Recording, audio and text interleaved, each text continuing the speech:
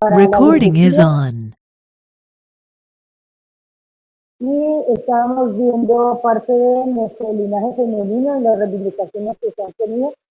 Esto estuve pensando en esta semana y me pareció muy importante, dado que esta mayoría de mujeres eran comunistas y eran marxistas, y cuando las reivindican en la historia de la lucha de las mujeres, las reivindican como feministas. Y le atacan al marxismo en no haberse preocupado de la situación de la mujer y de la cuestión de la mujer.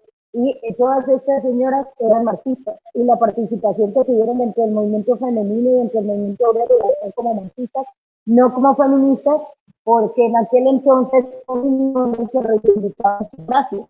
Muchas señoras tenían claro que el sufragio no le iba a tener mayores cambios a la situación de las mujeres en cuanto a la esclavitud doméstica y en cuanto a la esclavitud asalariada, que es lo que evidentemente muchos siglos después vemos que podemos votar, pero nada ha cambiado en la esclavitud asalariada ni en la esclavitud doméstica. Pero en aquel tiempo las feministas eran más ligadas a lo del sufragio, y no, estas camaradas que lo que hicieron fue trabajo en cuanto a la organización de las mujeres trabajadoras, en cuanto a las reivindicaciones que vimos, bueno, entre las socialistas y de las mujeres organizadas y su contribución vimos el papel de Elizabeth Dimitrievas en la Comuna de París. Eh, Vimos la plataforma de lucha de las mujeres de la Comuna de París, todas ellas muy ligadas sobre todo a reivindicaciones en el campo laboral, de reivindicaciones que tuvieran que ver en cuanto a las jornadas de trabajo, en cuanto a los salarios. Luego pasamos a ver la segunda conferencia internacional de las mujeres socialistas, que también tenía una plataforma de lucha muy centrada en reivindicaciones laborales. Y estuvimos viendo cada uno de los puntos de la plataforma. Y de esta conferencia internacional de mujeres socialistas, lo que más se recuerda es que fue la conferencia que declaró el 8 de marzo como Día Internacional de la Mujer. Esto es lo que más se recuerda y normalmente lo que se obvia era cuál era la plataforma de lucha. A mí eso me parece importante porque ahorita está un poco desvirtuado, ¿no? Y el 8 de marzo se marcha, por un lado se dan bombones, chocolate y rosas a las mujeres y por otro lado se marcha por unas cosas que muchas veces no están recogidas en una plataforma como estaban recogidas concretamente en la plataforma de la conferencia. Hablamos del papel de la camarada Clara Zetkin, que fue una de las grandes dirigentes de las masas femeninas en aquel tiempo. Bueno, ya me expresé. Y veíamos el papel que tuvo en todo el momento femenino Clara Zetkin junto con Rosa Luxemburgo, y aprovechamos para ver algo de la biografía de Rosa Luxemburgo. Una de las dificultades que hay, por lo menos con estas mujeres, por lo menos Rosa Luxemburgo, todas ellas, cada que habían conferencias internacionales de mujeres, tenían que presentar el informe del movimiento femenino en cada uno de los países. Entonces lo presentaba por Alemania, que era que normalmente lo presentaba por Alemania, Kolontai lo presentaba por Rusia, y a otras mujeres les tocaban otros países del mundo. Eso era, de cierta forma, el trabajo teórico que tenemos desde el marxismo referente a la cuestión de la mujer, que era analizar la situación de las mujeres en aquella época en determinados países. Pero, por ejemplo, Rosa Luxemburgo no tiene como muchos documentos concretos sobre la situación de la mujer porque le tocaba pelear en unos terrenos que normalmente se creería que eran peleas pues, de teóricos hombres. Por lo menos estaba esto una de las cosas para tener claridad en cuanto a los caminos, dos caminos que normalmente se le trazan al proletariado, se le muestran, que es o el camino de la revolución o el camino de la reforma. Una de las personas que contribuyó mucho a aclarar eso, y que es todavía muy vigente a nosotros ahora que cada año nos dicen de no, que no necesitan revoluciones, pongamos un presidente, pongamos un congreso, pongamos un parlamento, y dentro del régimen burgués y dentro de la explotación, pues hagamos que esto sea menos terrible. De ella también reivindicamos bibliografía. Parte de la bibliografía es este libro que se llama Huelga de Masas, Partido y Sindicato, que es todo un análisis y toda la teoría que la camarada Luxemburgo hizo a partir de la Revolución de 1905 y de las enseñanzas que se dejó para el proletariado internacional. Vamos a pasar como a fotografías de ella, un poco más rápido de lo que le hicimos la vez pasada. De esto, pues mucha gente critica, no, en esta foto sí uno ve sobre todo hombres y solo a la camarada Rosa Luxemburgo por acá, pero a mí me parece que eso también habla mucho de la tenacidad de estas mujeres en un mundo pues muy dominado por hombres, sobre todo por como parte de la superestructura de una sociedad capitalista. Estas mujeres eran capaces de sobreponerse pues a todas las dificultades que tiene ser mujer en esta sociedad y pese a ello, pese a esas dificultades, trabajar de manera organizada dentro del movimiento obrero internacional. Eh, esta camarada también, como por petición del partido, era parte de la escuela de cuadros, era la encargada de formar a los obreros de los sindicatos, a las mujeres, el movimiento obrero en general, y muchos de sus textos que sirven para entender cuestiones de economía política marxista están recogidas en este libro que se llama Introducción a la Economía Política.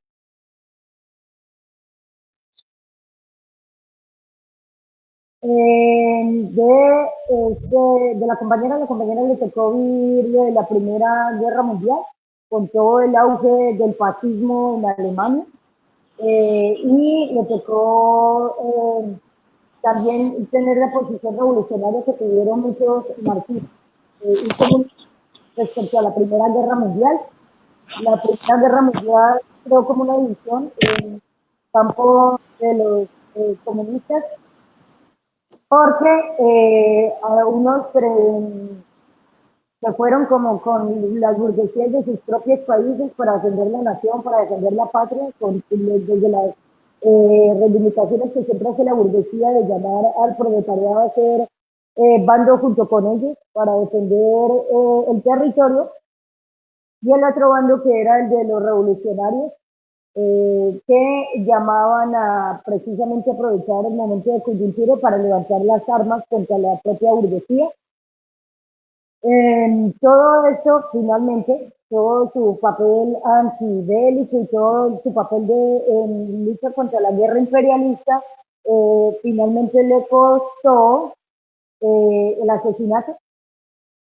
Eh, Ella, por lo menos, junto con Leine, dirigían la Liga Espartaquista y eso me parece importante. En medio de la Primera Guerra Mundial, ellos movían al movimiento obrero en general a marchar contra la producción bélica y contra el financiamiento de las tropas.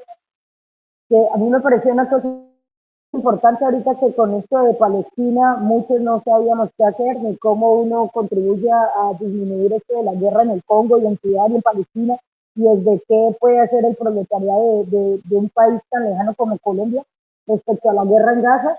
La compañera hizo eso, organizar a los obreros contra la producción armamentista y contra la financiación de las tropas. Eh, Luego, todo esto le generó problemas con el gobierno que tenían en Alemania y fueron traicionados. En ese tiempo había como un gobierno provisional allá en Alemania y estaba dirigiendo un socialdemócrata que fueron en parte la gente que le echó la camarada, y la camarada fue asesinada por grupos paramilitares que se llamaban los Freikorps un 15 de enero de 1919. De todas maneras, de ella nos quedó unas frases emblemáticas para los comunistas y para los revolucionarios, como esta: de su orden está construido sobre arena. Mañana la revolución se levantará de nuevo enfrentando sus armas, y para su horror proclamará con trompetas ardientes: yo era, yo soy, yo seré. Esta frase me gusta mucho porque normalmente es sacada de contexto. Normalmente se lo pasa en la cara de Rosa Luxemburgo con el de yo era, yo soy, yo seré, como si fuera una consigna pues muy individualista, ¿no? Ella de lo que está hablando es de la revolución y no de ella como mujer y como persona. Eh, esto es como el legado del movimiento comunista y del movimiento marxista de aquel tiempo, de lo que nos legó Alemania, porque Clara Zetkin y Rosa Luxemburgo eran de Alemania. Pero aquí podemos ver también otro de los grandes aportes que ha recibido el movimiento femenino internacional dentro del movimiento obrero, es lo que le trajo la Revolución de Octubre. Este es uno de los camaradas que normalmente nunca se menciona, que se llama Inés Arman. Ah, ya que me acuerdo sí la mencioné. La burguesía, en su desprecio a las mujeres y en su desprecio sobre todo a las mujeres revolucionarias, normalmente cuando nos presenta una mujer, nos la presenta asociada a un hombre. Entonces, de la camarada Krupskaya no recuerdan todo el papel que dio en la lucha contra el analfabetismo o la lucha por las bibliotecas en Rusia, sino que solo es presentada como la esposa de Lenin. Inés Arman no es recordada por todo su trabajo revolucionario ante el partido ruso y por toda su lucha por la revolución, sino que es recordada con el moquete de ser amante de Lenin. Eh, Entonces, pues, de lo que no hay pruebas. Mucha gente dice pues, que la burguesía en este de estar acostumbrado a informarse mutuamente no saben reconocer lo que es la camaradería y lo que es el compañerismo dentro de las capas del proletariado.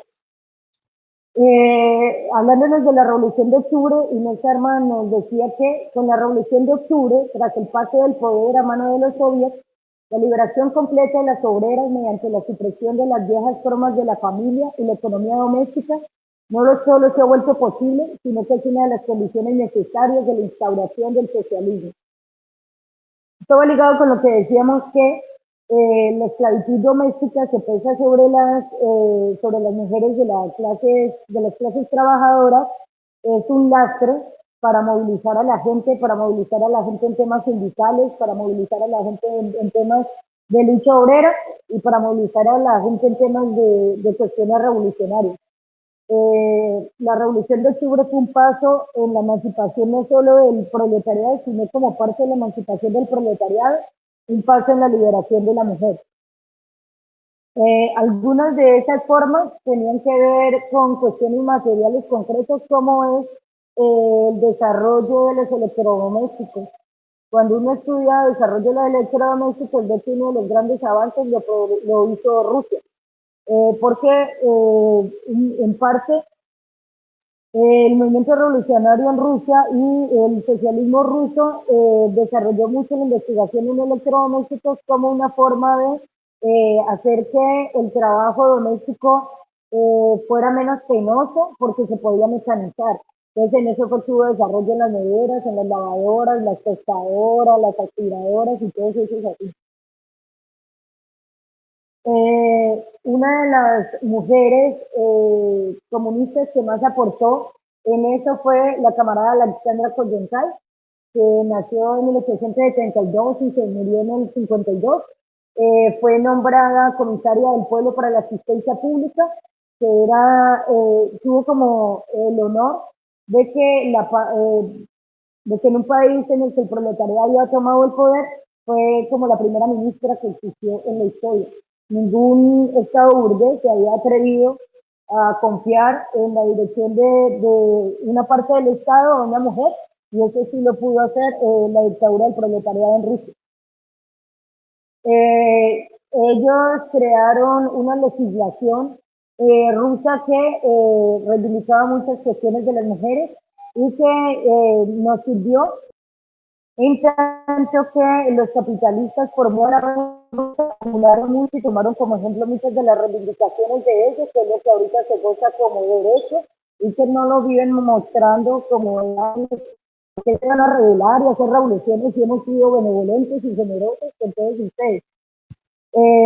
Cuando el camarada Colontel dirigió, fue comisario del pueblo de la asistencia pública, terminó las 16 semanas de permiso de maternidad. Les había contado que antes, por lo menos en un libro que tiene Engels, que se llama La situación de la clase obrera en Inglaterra, narraba cómo en Inglaterra, que es como que era el país capitalista por excelencia, las obreras parían en sus puestos de trabajo y pese a que la licencia daba 15 días pues, de poder permanecer en casa cuidando del bebé y cuidando de ella, las mujeres volvían a las fábricas a los 3 días porque sabían que tomarse los 15 y garantizaba un despido. Entonces, este fue como el primer país que desde la legislación determinó que se tenían 16 semanas de permiso de maternidad,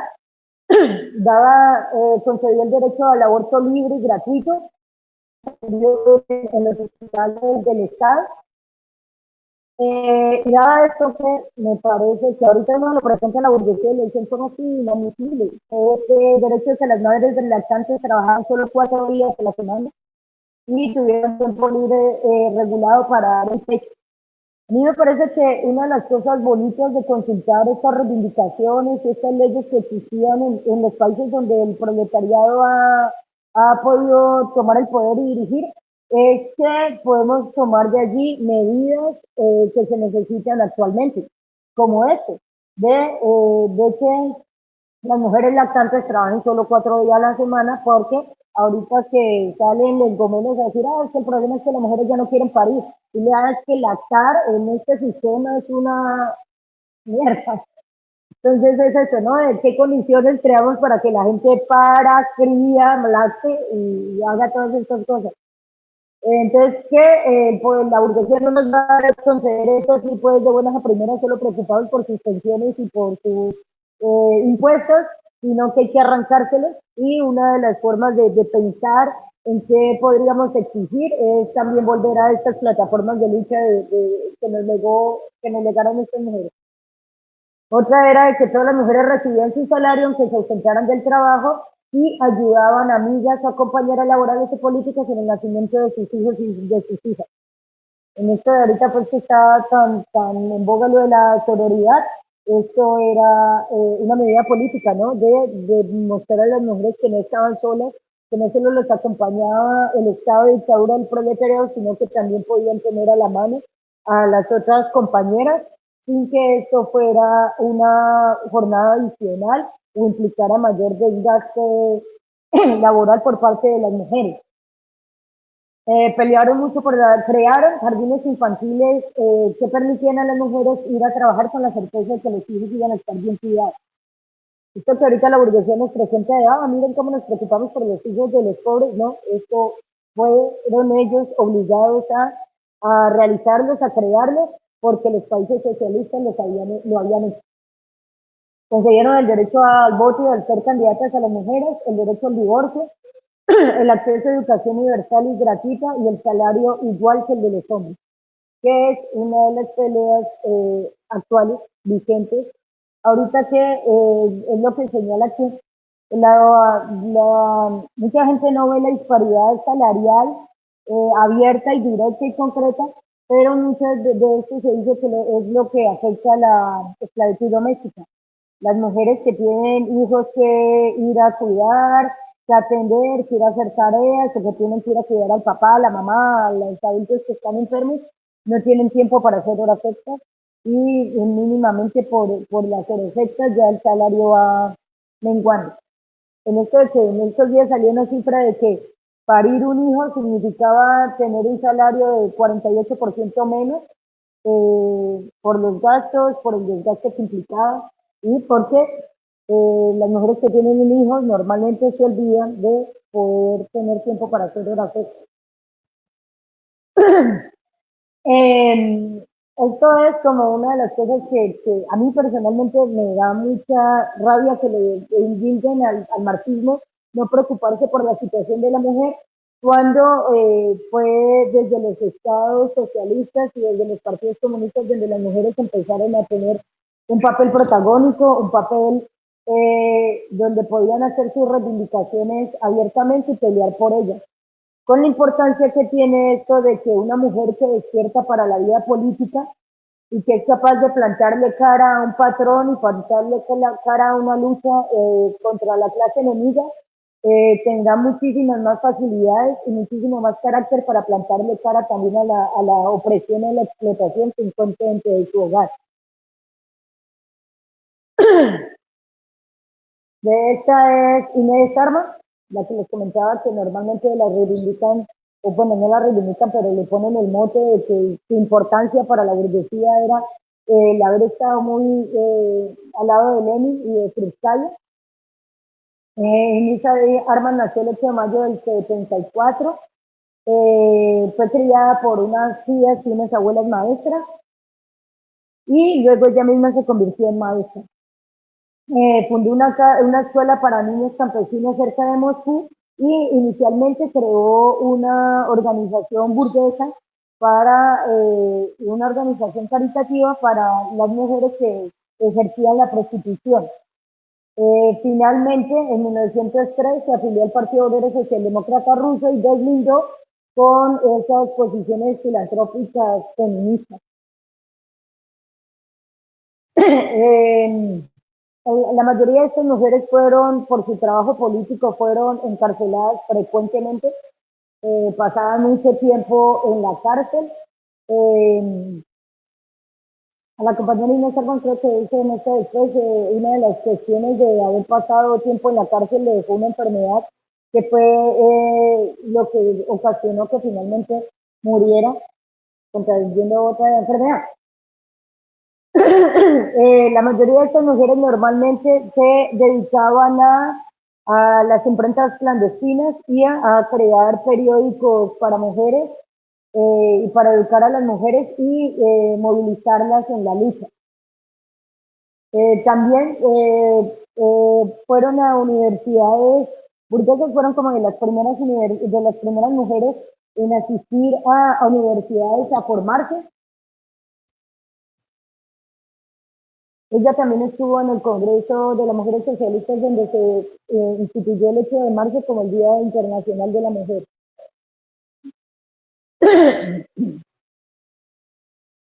Una vez fue encarcelada y me parece también eso bonito, ¿no? Luego la liberaron por huelgas generales. Me parece chévere eso porque en ese tiempo a esta gente por su trabajo político iba a parar a la cárcel y la forma de sacarlos de la cárcel era de manera revolucionaria, ¿no? Entonces muchas veces se presionaba su liberación a través de huelgas generales, de parar la producción en todo un país exigiendo la liberación de la gente que estaba presa por luchar. Eso tiene la importancia de la situación de lo que nosotros vivimos actualmente con los presos que hay por su lucha y su trabajo político durante el levantamiento popular del 2021. La mayoría de estas mujeres se dedicaban no solo a imprimir periódicos clandestinos y a distribuirlos, sino también a coordinar grupos de círculos de estudios obreros.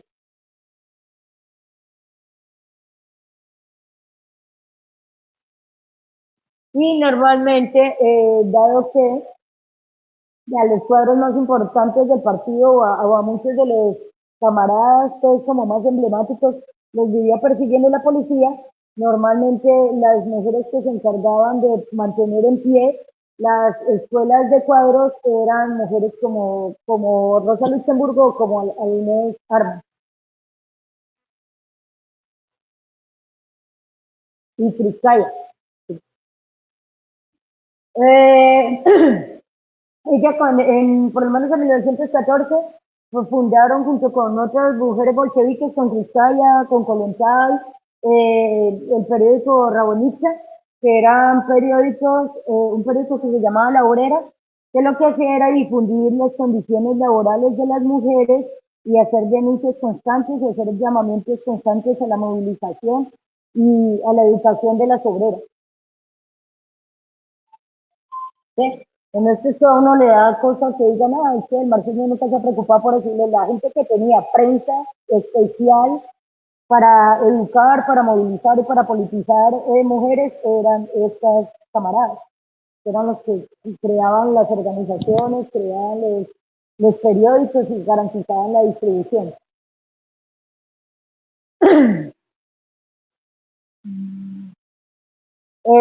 Durante la Primera Guerra Mundial se dio como una separación más tajante entre las mujeres del feminismo burgués y las mujeres revolucionarias, del movimiento revolucionario, por las posiciones sobre la guerra imperialista. Como sabemos, a las mujeres de la burguesía y a las mujeres de las clases dominantes también se lucran y también sacan beneficios de las guerras imperialistas, mientras que a las mujeres de las clases oprimidas la guerra solo les deja hambre, necesidades, esposos muertos, hijos asesinados.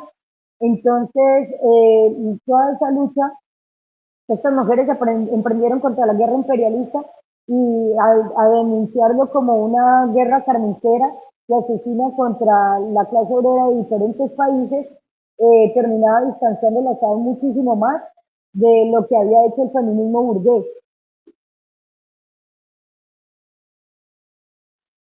Luego, para el 17, para el año de la Revolución Rusa, fundó una revista local que se llamaba La Vida de la Obrera. Esto me parece importante también porque muchas veces, bueno, en esto que nos quejamos de que la esclavitud doméstica es un lastre contra las mujeres, sobre las mujeres, y lo que impide que las mujeres se movilicen, también uno de los problemas es este, ¿no? ¿Qué tanto se trabaja a través de prensa concreta para mujeres, a través de pelear esto que queremos pelearnos aquí, que es las movilizaciones, ¿no? Que las movilizaciones de las mujeres y las fechas emblemáticas de las mujeres trabajadoras no sean desvirtuadas por la burguesía, convertidas en un día comercial o en una marcha para hablar de cosas que nos afectan a todas como mujeres, sino de cosas puntuales que nos afectan sobre todo a las mujeres de las clases explotadas.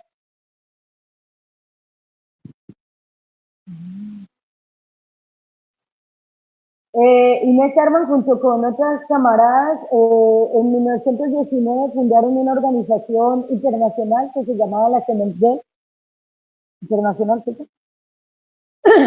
Eh, Desde allí se impulsaron a la creación de guarderías y de orfanatos para niños sin hogar, a difundir mucho sobre educación sexual y reproductiva para las mujeres, porque si incluso ahorita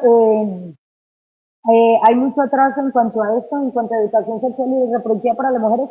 Imagínense cómo sería en 1919. En Rusia, que era un país que estaba saliendo pues de situaciones de sistema feudal y todas esas cosas, y que era uno de los países más atrasados de toda esa zona. Organizaban escuelas de alfabetización. En esto tuvo mucha importancia Krupskaya. Krupskaya incluso aportó tanto la alfabetización de las clases populares que la UNESCO en 1975 entregaba un premio a los países que luchaban contra la alfabetización, y el premio tenía el nombre de Nadezhda Krupskaya. La CNC promovía mucho la politización de las mujeres mediante civilización y propaganda en el grueso de las mujeres, buscando llamarlas a la participación política.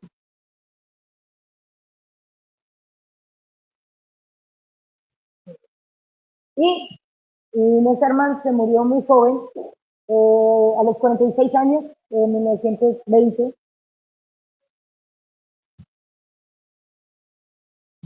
Otra camarada que a mí me interesa reivindicar para las maestras es a Krupskaya, a Nadezhda Krupskaya, pues que la burguesía la radice en esto del desprecio a las mujeres y sobre todo a las mujeres revolucionarias, la radice a ser la esposa de Lenin, negando y ocultando todo su legado revolucionario, todo su trabajo revolucionario no solo con las mujeres, con los niños, con la juventud, a favor de las bibliotecas públicas, de las bibliotecas rurales. Eh, Ella era de una familia noble que luego fue empobrecida. Su madre era institutriz y su padre era militar. El padre se murió y a ella le tocó ser maestra y con eso ayudar a solventar a su familia. Luego entró a la universidad y en la universidad se metió con grupos, con círculos marxistas del movimiento estudiantil. Luego conoció a Lenin porque ella había trabajado muy bien, había conocido mucho a las profesoras rurales y a través de las profesoras rurales conocer todas las desventuras y todas las dificultades que tenía el movimiento campesino. Luego trabajaba cerca de barrios obreros y empezó a dictar cursos clandestinos de formación política para los obreros. Y luego conoció a Lenin en eso lo metieron preso y le tocó a ella sola hacerse cargo de todos los grupos de estudio. Era una berraca. En ese tiempo también capturaron a Lenin y a otros hombres pues, como muy emblemáticos en la construcción del Partido Comunista Ruso. Y ella se echó encima todos los círculos de estudio, que era como formar los futuros militantes del partido ruso. Y también le tocó dirigir la primera gran huelga de Rusia.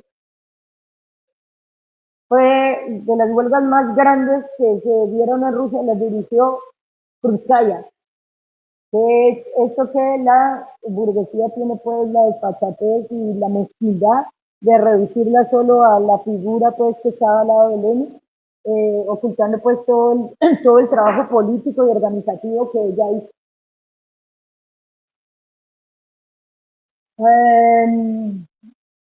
Esto es lo que les conté.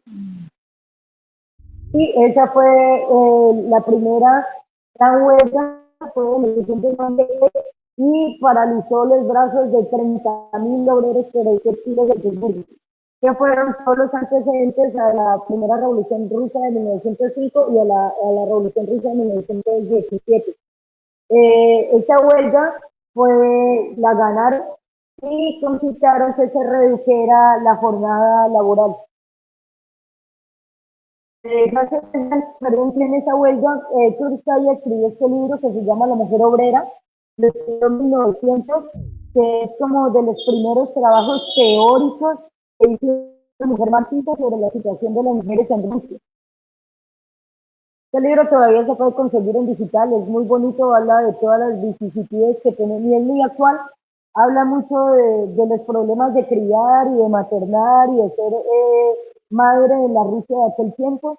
Hace denuncias pues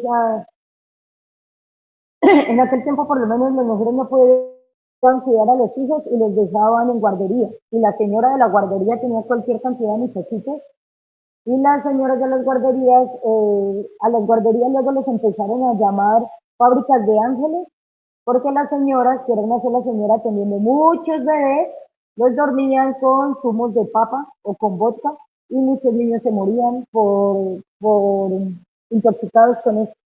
Luego, en aquel tiempo, el zarismo empezó a atacar a las señoras que cuidaban a los niños en esas condiciones, sin percatarse pues que el problema era que el zarismo no tuviera guardería.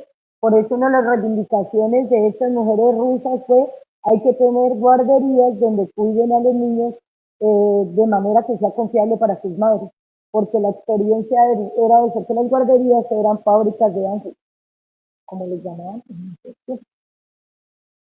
Eh, Krutskaya normalmente estuvo asociada trabajando como secretaria de los periódicos bolcheviques, de los periódicos comunistas de aquel tiempo y en esos periódicos normalmente escribía sobre cuestiones de la mujer y sobre cuestiones de la infancia.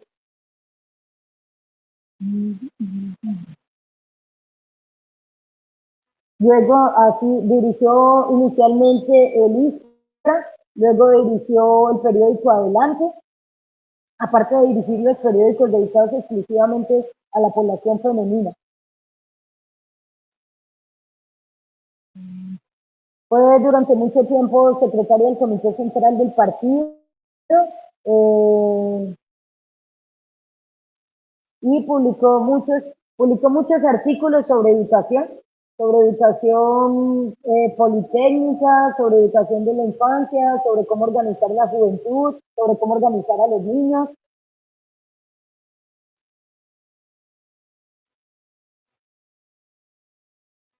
Y bueno, va a pedirse para cambiar mi voz, alguien me ayude a leer esto, por favor.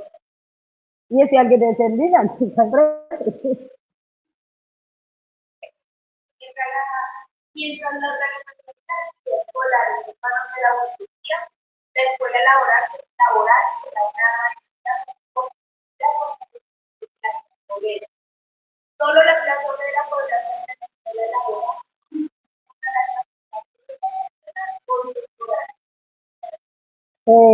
Esta mujer es como un referente muy importante para leer como maestra, porque tiene muchos artículos sobre pedagogía, sobre cómo el papel del maestro es formar en el niño un espíritu de colectividad, de sentirnos como colectividad y de pelear por las cosas que afectan a la colectividad. Cuando el proletariado ruso tomó el poder, a ella se le encargó mucho de la labor pedagógica y fue nombrada comisaria del pueblo de instrucción, que era como ser ministra de educación, que no lo sé, pero muy seguramente debió haber sido la primera ministra de educación que existió en el mundo. La querían mucho los niños, uno se pone a leer la biografía de ella y ella le escribía a los niños cuanta cosa y ella le contestaba cartas a los niños todo el tiempo y sabía muchas cosas de los niños a través de las mismas voces de los niños que eran los que le contaban eso. Esto me parece muy importante para nosotros como maestros. Esto lo va a leer, Sergio. El maestro popular está más cerca del entorno popular y en muchos casos está unido a ese medio por miles de lazos. La línea divisoria entre la profesión docente y el pueblo se había trazado artificialmente con un objetivo determinado. Las nuevas condiciones están suprimiendo esta división y hay que crear modalidades de colaboración entre los maestros y la población que pongan fin a esta división antinatural. En este acercamiento está la garantía de la prosperidad de la escuela, que aumente el nivel cultural del país gracias al trabajo intenso de todos y de un futuro mejor. La promesa del renacimiento del magisterio cuya función puede ahora ser honrosa y respetada. A mí me parece que es le da claridad mucho al movimiento magisterial de ahorita que normalmente por las políticas de las secretarías de educación o de los ministerios terminamos nos viendo como que somos el magisterio contra los estudiantes, el magisterio contra los padres de familia. Entonces que nos dicen, no, esto es toda una cuestión artificial alimentada desde el enemigo, desde las clases poderosas que le temen a que nos veamos como comunidad educativa, como que nos veamos como pueblo peleando y defendiendo una educación pública.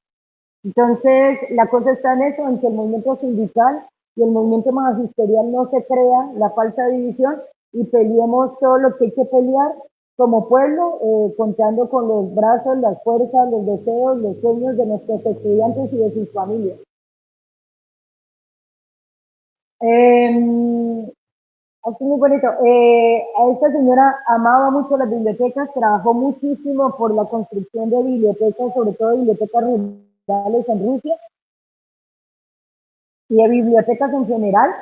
Eh, Crearon el primer seminario de la Biblioteca Soviética en Moscú, abrieron muchísimos departamentos de bibliotecas en universidades y en academias, porque consideraban que parte de la lucha por el socialismo es la lucha contra el analfabetismo y la lucha porque la gente lea, porque la gente, ahorita por lo menos actualmente que una de las cosas que más nos quiere robar la burguesía es la atención, la concentración y encontrar placer en el ocio difícil. Entonces esta señora trabajó mucho por las bibliotecas, por ampliar las bibliotecas públicas, incluso eh, porque Rusia era muy atrasada en aquel tiempo y lo que hicieron para poder crear bibliotecas públicas era expropiar bibliotecas privadas. Entonces la gente que tenía más de 500 libros, por un lado lo convencían, le exhortaban a donar sus libros o poner a sus libros a disposición de todo el pueblo ruso en bibliotecas públicas, o si se negaba, pues los expropiaba. Porque igual nadie puede asegurar que se va a leer sus 500 tomos de libros en su casa, mientras que si uno abre su biblioteca a mucha gente, va a garantizar que muchos de esos libros van a ser muy leídos, no sé, por una persona y no por 10, por 20, por 200. Se implementó muchas medidas para acabar el analfabetismo. Una de esas eran sociedades voluntarias o movilización de voluntarios para formar a la gente y reducir el analfabetismo. Y por lo menos tuvo en esto que yo la reivindico como la esposa de Lenin, fue la persona, o bajo su liderato, Rusia pasó de tener una tasa de analfabetismo del 80% a reducirla hasta el 33%, y logrando alfabetizar 60 millones de adultos. Cuando Lenin se murió, ella editó muchas de las obras de Lenin, publicó este libro de Mi vida con Lenin. Este libro es bonito porque normalmente le hablan como de las preocupaciones de Lenin en cuanto a las infancias, a las mujeres, a la juventud, en cuanto ahorita por lo menos que nos quejamos pues de que la juventud se nos perdió, que la burguesía quiere la juventud un día en las drogas, o le interesa solo como mano de obra absolutamente barata, casi gratis, para sus fábricas y sus aplicaciones y sus plataformas. Eh, Estos artículos de ellos están muy ligados a esto. Kristaya se murió un 27 de febrero de 1939 en Moscú, después de cumplir 70 años. Ya cumpleaños también en febrero, nació en febrero y se murió como en el mismo febrero. Tenía 70 años y se murió. Stalin precedió este entierro, fue el que dio el discurso, y en el 70 la UNESCO creó un premio anual en su honor, que es lo único que al menos la UNESCO le reconoció, aparte de ser la esposa de Lenin, fue como toda la lucha que hizo Rusia contra el analfabetismo. Muchas de las biografías de estas mujeres y de otras que son colombianas, que no vamos a tocar aquí, como Espinal y María Cano, están recogidas en un folleto que les recomiendo, que se llama El Fermento Femenino, y que lo publicó el periódico Revolución Obrera. Está en digital en el portal Revolución Obrera. Y para que lo conozcan, son biografías más extensas y de algunas de ellas, bueno, de muchas de ellas se puede aprender en materia de organización, de movilización y de trabajo revolucionario. Otro de los grandes hitos que ha habido en la historia es cuando el proletariado chino, inspirado en lo que en la lucha y por el poder que hizo el proletariado ruso, también tomó el poder en China el 1 de octubre de 1949. Leyendo pues de trabajos académicos, ahorita mucha gente desde la academia, desde los doctorados, se ponen a estudiar cuestiones de las revoluciones y de la revolución china, y decían que una de las primeras cosas que hizo la revolución china fue acabar la prostitución. Y la forma la prostitución era algo que había existido en China y tenía una tradición de 2700 años, sin que ningún emperador, sin que ninguna de estas personas de las clases poderosas, de las clases explotadoras, quisiera ponerle un freno a este tipo de explotación, que es una de las explotaciones más aberrantes que hace el capitalismo de las mujeres y del cuerpo de las mujeres. Lo que hizo la Revolución China fue abolir la prostitución, y las mujeres que bajo, bajo las bajo la sociedad feudal, que era lo de China en ese tiempo, fueron atendidas en reformatorios, allí se les educaba y se les mostraba también la diferencia entre la vieja vida y lo que se estaba construyendo como la nueva sociedad. La revolución fue en octubre y ya para mayo hubo una ley que se llamaba la ley del matrimonio, que uno creería que solo va a hablar del matrimonio, pero no, era una ley que tocaba no solo temas del matrimonio, sino en general temas que afectaban a las mujeres chinas de aquel momento. Por lo menos con esa ley se abolió el sistema feudal de matrimonio en China y se estableció un matrimonio que fuera más con reciprocidad, con libre albedrío y con monogamia, tanto para las mujeres como para los hombres. Porque, como habíamos visto la vez pasada, las sociedades donde ha existido la propiedad privada le exigen la monogamia a las mujeres por esto de la herencia, y los hombres sí hace parte incluso esto de la prostitución, hace parte de las posibilidades y las oportunidades que ofrece la burguesía para que los hombres no tengan que sufrir bajo la monogamia. Pues, verse, verse obligados a la monogamia como si están obligadas las mujeres.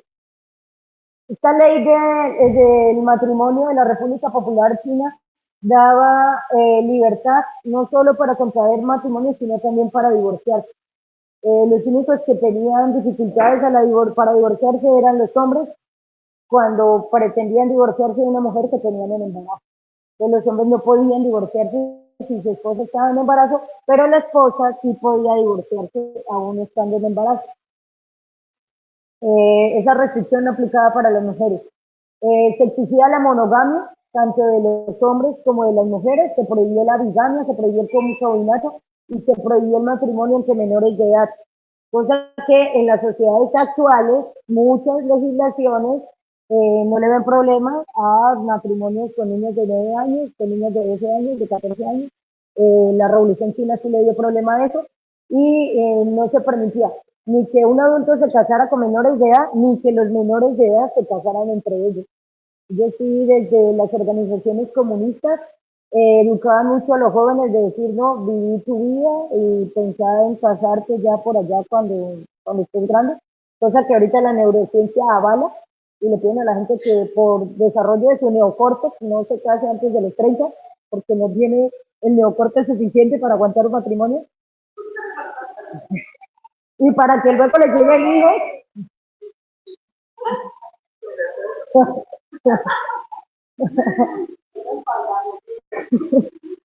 Ya tenemos neocórtex muy bien formados.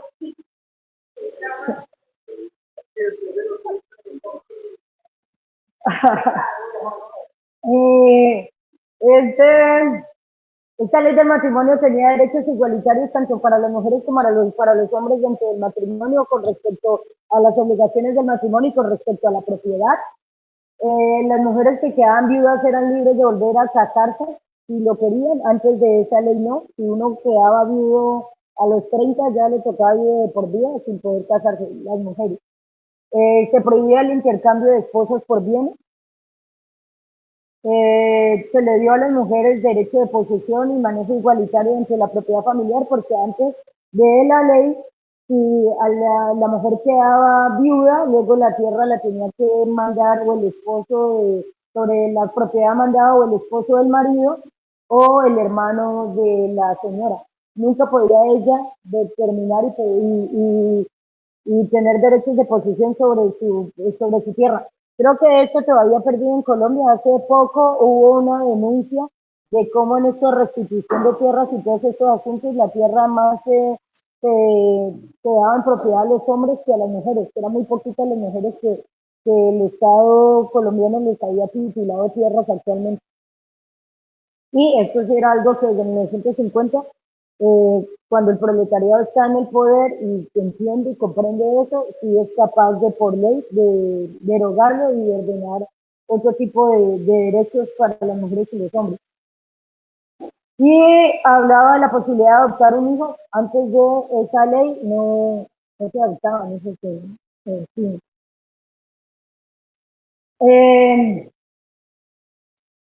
Esta frase la quise poner así porque este es un libro que se llama, es tan digital, es muy difícil conseguirlo en físico, se llama La mitad del cielo, el movimiento de liberación de las mujeres en la China revolucionaria. Lo escribieron unos intelectuales franceses que durante la Revolución China fueron a China para ver qué estaba haciendo China por la emancipación de las mujeres. Este libro recoge qué se hacía en el aspecto, en el plano sexual, del matrimonio, en cuanto a los hijos, en cuanto a la esclavitud doméstica. Y tiene una frase que a mí me parece muy esclarecedora respecto a la situación actual que tenemos dentro del movimiento femenino. Y la señorita Teresa nos va a ayudar leyendo las frases.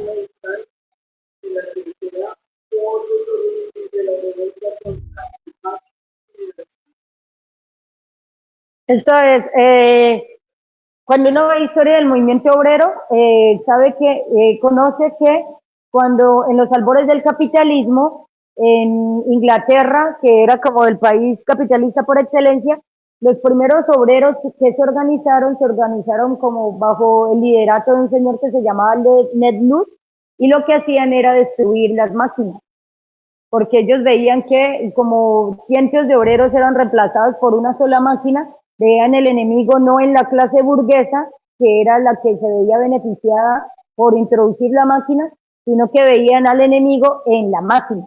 Entonces fue como unas organizaciones obreras que lo que hacían era meterse a las fábricas en las noches por los techos y destruir la máquina para evitar que los obreros fueran desplazados. Que me imagino que es más o menos lo que tenemos actualmente con la IA o con esos robots que desplazan a los saciadores, que desplazan a los cajeros, que desplazan a todo el mundo. Eso era lo de en los albores la clase obrera oprimida volvió su cólera contra las máquinas, más tarde hizo la comuna. Que la comuna es de, no, descubrimos que nuestro enemigo no son las máquinas, que el enemigo es la burguesía, que es la que vive de explotar fuerza de trabajo proletaria y campesina, y que la solución era como levantarse en una revolución contra la clase enemiga. Y luego señala, estas son las dos etapas que, entre esas dos etapas hay la misma distancia que queda por recorrer entre la revuelta contra el marcho y la liberación de las mujeres. Que, bueno, ahorita lo vamos a ver más con qué fue lo que trajo la Revolución China para la emancipación de las mujeres, porque nosotros normalmente creemos, la apariencia es que los hombres en general se benefician de la esclavitud doméstica, y pues un obrero no se beneficia tanto como se beneficia la burguesía y el Estado burgués. Él es el que está ahorrando las guarderías, los hospitales, los geriátricos, el salario, porque a todo el mundo le toca cubrir con su salario, que ya es bajito, un montón de responsabilidades que tendrían que ser responsabilidades de la burguesía o del Estado. Entonces, ¿es eso? Esto va muy ligado con lo de la esclavitud doméstica. Una de las cosas que han hecho las revoluciones es que el proletariado, cada revolución lo ha hecho un poco más sabio, lo ha hecho avanzar y encontrar errores que al principio eran inevitables. Por lo menos la comuna tuvo unos errores, la revolución rusa tuvo otros, la revolución china vino en parte a enmendar algunos de esas dificultades que eran difíciles, pues, o muy obvio que se iban a presentar, porque éramos un movimiento haciendo los primeros avances, o las primeras veces que tomamos el poder y que íbamos a cometer errores. Una de las cosas que critica la revolución china, que criticó la revolución china respecto a la revolución rusa, es que la revolución rusa quiso y adelantó en parte lo de la eliminación de la esclavitud doméstica mediante la mecanización. Entonces, con esto que les decía de introducir la lavadora, la nevera, la tostadora, la aspiradora, entonces que decían, sí, en eso reducen tiempo, pero las que seguían utilizando la lavadora, la picadora, la tostadora, seguían siendo las mujeres. Entonces decían, la mecanización no emancipó a las mujeres en cuanto a la esclavitud doméstica. Entonces, tenemos esta cita que tiene la ayuda a leer. El socialismo no consiste en remunerar mejor las tareas fastidiosas o en hacer que las tomen a su cargo solo una parte de los trabajadores, sino en suprimir el carácter fastidioso y absurdo del trabajo. Y en tanto que en tal o cual rama no se ha podido todavía suprimir totalmente, no se le debe concentrar en las manos de un batallón, sino todo lo contrario, repartirlo lo más ampliamente posible, de tal suerte que asumiendo cada uno una pequeña parte, a nadie se esclaviza. Esto por lo menos yo lo ligo con la pelea que ahorita hay desde el feminismo burgués sobre el trabajo no remunerado. Porque le dice, entonces, si nos pagaran la esclavitud, ¿dejaría de ser esclavitud doméstica? Si nos pagaran, si tuviéramos un mejor sueldo por lavar platos y trapar, ¿eso dejaría de ser un trabajo fastidioso, inoficioso y absurdo? Dile, no, seguiría, sí, seguiría siendo igual de horroroso, seguiría siendo un trabajo que no es de la politización, ¿no? Las mujeres que van a la fábrica, a la escuela, yo qué sé, hablan entre ellas y están por fuera de las cuatro paredes del hogar, que las condena a los trastos, que las condena al aislamiento. Entonces es esto, remunerarlas no las va a hacer menos penosas, menos fastidiosas, menos infructuosas. Las va a hacer menos miserablemente pesadas, pero no les va a quitar su carácter fastidioso y absurdo. Entonces, que una de las cosas, uno de los adelantos que hizo la Revolución China respecto a la Revolución Rusa fue colectivizar todas las tareas, la mayoría de las tareas del hogar. Que eso es lo que vamos a ver. Y era como entender una premisa de lo que es el socialismo. Los socialistas lo que buscan es, el capital produce colectivamente. Para producir unos zapatos que usamos, tiene que tener una cantidad de obreros para sacar la materia prima y sacar el caucho, sacar el algodón o de lo que sea que sean los zapatos. Luego tiene que tener otro batallón de gente para hacer las suelas, para hacer los cordones, para hacer ese material que llevan por encima. Y luego tiene que tener otro batallón de gente para armar el zapato, para transportar el zapato, comercializar el zapato y que llegue finalmente a un producto, a un consumidor final. Entonces son toda una producción colectiva, meter millones de manos de obreros de todo el mundo para producir una mercancía y cuando se vende, la apropiación de la ganancia la va a hacer solo un burgués. Entonces dice, lo que quieren los socialistas es, si la producción es colectiva, la apropiación también tiene que ser colectiva. Si todos vamos a trabajar para producir fuerza de trabajo, para producir cultura, para producir camisas, zapatos, pantalones, computadores, motos, servicios de seguridad, entonces lo que se gane de ello tendría que ser también colectivizado. Entonces, lo que busca el socialismo es eso, colectivizar los medios de producción, que así como se colectiviza la producción, los medios con que se producen, las máquinas, las fábricas y todo lo que se produce pertenezca colectivamente. Entonces, si se iba a colectivizar las otras ramas de la producción, se tendría que colectivizar también el trabajo doméstico. Entonces, lo que hizo la Revolución China fue de que la gente vaya a mercar, que la gente cocine en su casa y lave platos, son millones de horas ocupadas en un trabajo que después de 15 minutos que te comas eso, ya no queda sino mugre. Y bueno, nutrientes, dependiendo del salario y qué tantos nutrientes vamos a comprar, pero el resto no queda sino mugre. Entonces ellos decían de eso, que yo se lo pague o se lo reconozca en el salario, no va a dejar de ser un trabajo repetitivo, tedioso. Entonces, que ellos dijeron, la forma de reducir incluso desperdicio de comida e inversión de tiempo de trabajo individual era tener comedores populares y tener guarderías.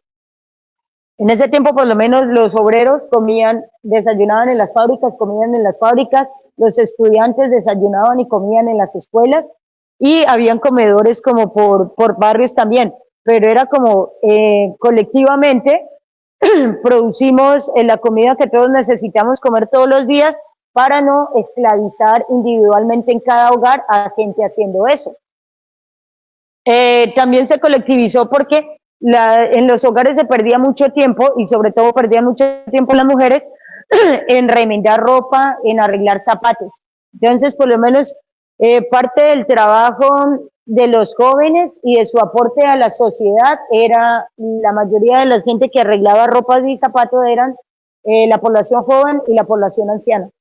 Habían talleres y usted tenía sus zapatos, y en lugar de tener toda la contaminación que se tiene ahorita, porque la gente le daña el zapato y lo tiene que descartar, o se le daña la ropa y la descarta inmediatamente, lo que hacían era llevar a talleres, y gratuitamente había parte de la población que su trabajo social era arreglar eso de la gente. Se creó una red de sanidad descentralizada porque en eso de que dentro de la esclavitud doméstica entra el cuidado de los ancianos y de los enfermos, que es una carga absolutamente penosa, sobre todo sobre las mujeres. Entonces allá la red sanitaria descentralizada incluía eso. Incluía de, si tenés un enfermo en tu casa, puedes traerlo al hospital y nosotros nos encargamos mientras se recupera, o podemos mandarte un médico a la casa que sea alguien experimentado en dar ese tipo de cuidados, y eso no recaiga sobre las mujeres. Esto es importante también porque ahorita en parte nos han metido el derecho a la muerte digna. Dice, después de toda una vida de explotación y después de un sistema de salud de mierda que no te va a atender en salud preventiva cuando te enfermes, te voy a dar el derecho a que escojas morirte y que te moras sin dolor, después de que toda la enfermedad te la generé yo con las condiciones de explotación y de contaminación que tengo en mi sistema, pero no te doy derecho a la salud, pero te doy derecho a que cuando te quieras morir dignamente lo hagas. Contra esto de la eutanasia hay una posición que nos han hecho ver como una posición revolucionaria, así yo voy a elegir cómo me voy a morir. Hay organizaciones de cuidados paliativos que dicen, no, hay que educar a la gente en cuidados paliativos, hay que hacer investigación en cuidados paliativos, y se veía pues también que por lo menos mucha de la gente que quiere la eutanasia la pide para no ser una carga sobre su familia, una carga en cuanto a lo económico y en cuanto al tiempo del desgaste de su familia cuidándolo. Esta gente lo había solucionado en el 50 con un enfermo no va a ser una carga si tenemos hospitales de cuidados paliativos para atender a la gente que le produjo el sistema, que le dio su aporte, su aporte de fuerza de trabajo a la sociedad, y podemos atenderlo en un hospital o podemos mandarte una enfermera y cuidados paliativos a tu casa para que no seas una carga sobre tu familia. Se crearon fábricas para hacer, bueno, esto parte de una crítica que en ese libro hacen a la Revolución Rusa, que dicen que la Revolución Rusa se enfocó mucho en trabajo de la industria pesada, entonces que muchas veces había escasez de productos como de primeras necesidades en los hogares, como los utensilios de cocina, los repuestos o maquinaria agrícola y de zapatos. Entonces la Revolución China, para transformar esa situación y para no caer en el mismo error, se organizaban a veces mujeres, las mujeres que se liberaban de la esclavitud doméstica, se organizaban para decir, bueno, nosotros cómo vamos a contribuir a la sociedad y qué vamos a producir. Entonces muchas veces que estas fábricas pequeñas en los barrios eran organizadas por mujeres para producir cosas para el hogar y zapatos y esas cosas. muchachos y que se organizaban también para que los servicios fueran colectivos, lo de la peluquería, lo del transporte, lo de preparar los alimentos, lo de poder garantizar formación cultural en cuanto a ir al cine y esas cosas. La sociedad tomó a su cargo a los ancianos y a los enfermos y a los niños porque comprendía que los niños son eh, pues aparte de ser humanos en cuanto a tal, era la gente que iba a mantener el Estado socialista y la sociedad socialista en un futuro, y los ancianos eran gente que ya había dado su vida, su sangre, su fuerza de trabajo en la construcción de un país. Entonces, se hacían cargo de ellos la sociedad como tal, no las familias. También también había derecho al aborto libre, gratuito, y el aborto daba 15 días de reposo remunerado, que ahorita por lo menos aquí en Colombia sigue siendo esto una dificultad, porque en esto de la visión social, pues y la condena social que a veces persiste sobre el aborto, la gente no informa que abortó y no se toma sus días de licencia que dan ahorita por aborto, ¿no? Creo que son menos, no sé cuántos son, pero igual mientras exista la presión social contra el aborto, la gente no va, en muchas ocasiones, por el contexto en el que trabaja, por las posiciones de sus compañeros, todo eso, no va a ser público que ha abortado y que va a estar en su casa durante 2 semanas cuidándose de los cuidados que tiene que tener un aborto que, eh, según la ciencia, son casi iguales que los del parto, porque muchos abortos pueden tener las mismas dificultades que tienen partos complicados y esas cosas.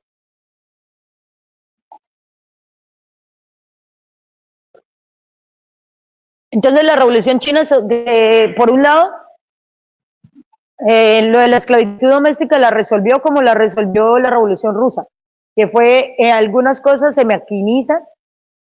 mecanizan, otras se colectivizan.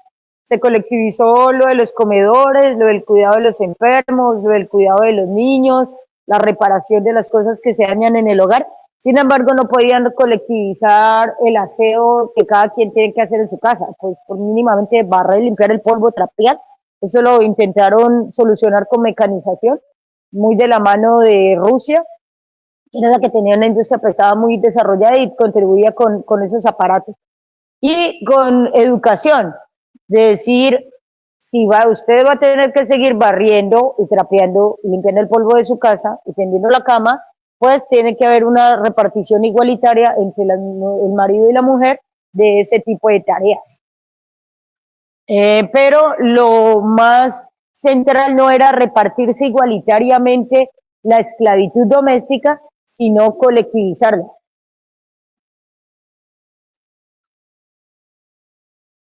Y aquí voy a parar y voy a poner una canción. Es una canción muy bonita, por favor, prestenle mucha atención a la canción, que tiene que ver con el contenido que vendrá después. Sí.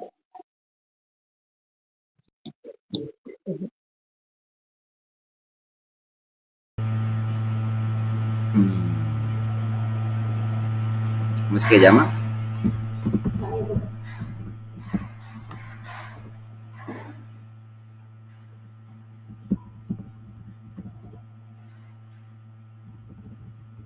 Espérate que me toca volverla a poner.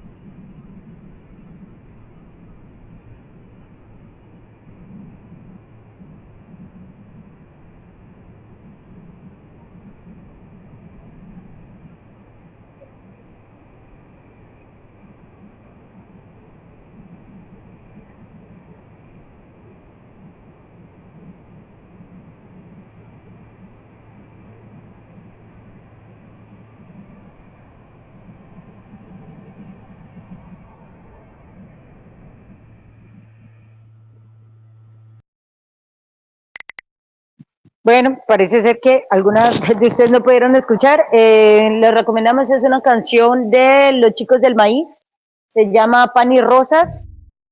La pusimos porque a partir de aquí iniciaría, eh, entraríamos a hablar sobre las luchas de las mujeres dentro del movimiento obrero y de las huelgas más representativas de mujeres que han existido a lo largo de la historia. La primera huelga que vamos a hablar, que lo dejaremos ya para después, para dentro de 8 días, porque ahorita tenemos una diligencia cultural que hacer, es la huelga de Pan y Rosas, que es sobre la que habla la canción, por eso la canción se llama Pan y Rosas. Dentro de 8 días hablaremos de esta huelga, de la huelga de Pan y Rosas, de la compañera Ross Schneiderman, que dirigió mucho la huelga y que fue la que a partir de una consigna y de su discurso se le dio nombre a la huelga. Hablaremos de una huelga bastante necesaria por las condiciones espantosas, que fue la huelga de las cerilleras. Hablaremos de muchas de esas situaciones de las mujeres que está recogida en el libro de Engels que se llama La situación de la clase obrera en Inglaterra, que es un libro muy triste pero muy bonito para leer como obreros, para saber de dónde venimos. Eh, yo lo leí salteándome las hojas para esta charla y me parece muy bonito porque es mirar como de dónde venimos, todo lo que peleamos y porque después de hojear este libro me resulta absolutamente indignante cuando alguien dice es que no hay condiciones. Esta gente que nos legó la jornada de 8 horas, nos la legó una gente que trabajaba 16 horas diarias con todo el cansancio que puede traer 16 horas diarias de trabajo.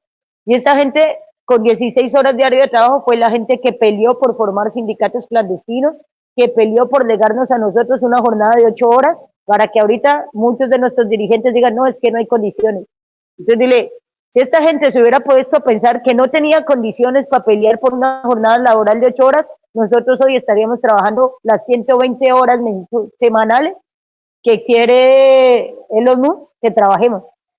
Pero no trabajamos 120 horas semanales como quiere este señor, porque la gente que trabajó 16 horas le pareció que precisamente la condición de no tener tiempo para vivir era la condición que se necesitaba para luchar. Hablaremos de las mujeres colombianas, ¿verdad? De la Marcha del Hambre, que es una huelga de mujeres maestras. Y bueno, todo esto lo trataremos la próxima semana. La próxima semana también trataremos esta, que es las hermanas Mirabal, que les llamaban las mariposas. Próximamente en este mes de noviembre, que se conmemora el 25N como el Día de la No Violencia contra la Mujer. Ahorita en esto que la burguesía ha buscado es politizar las organizaciones obreras y las manifestaciones obreras. Nosotros, en nuestro ideario, lo del 25N es como salen a marchar las mujeres que estamos a favor del aborto, o solo las mujeres que están contra los feminicidios, o solo las reivindicaciones netamente feministas. Y si nos ponemos a mirar el origen del 25N, era el origen contra la dictadura y contra lo que una dictadura significa en materia laboral y en materia social para las mujeres.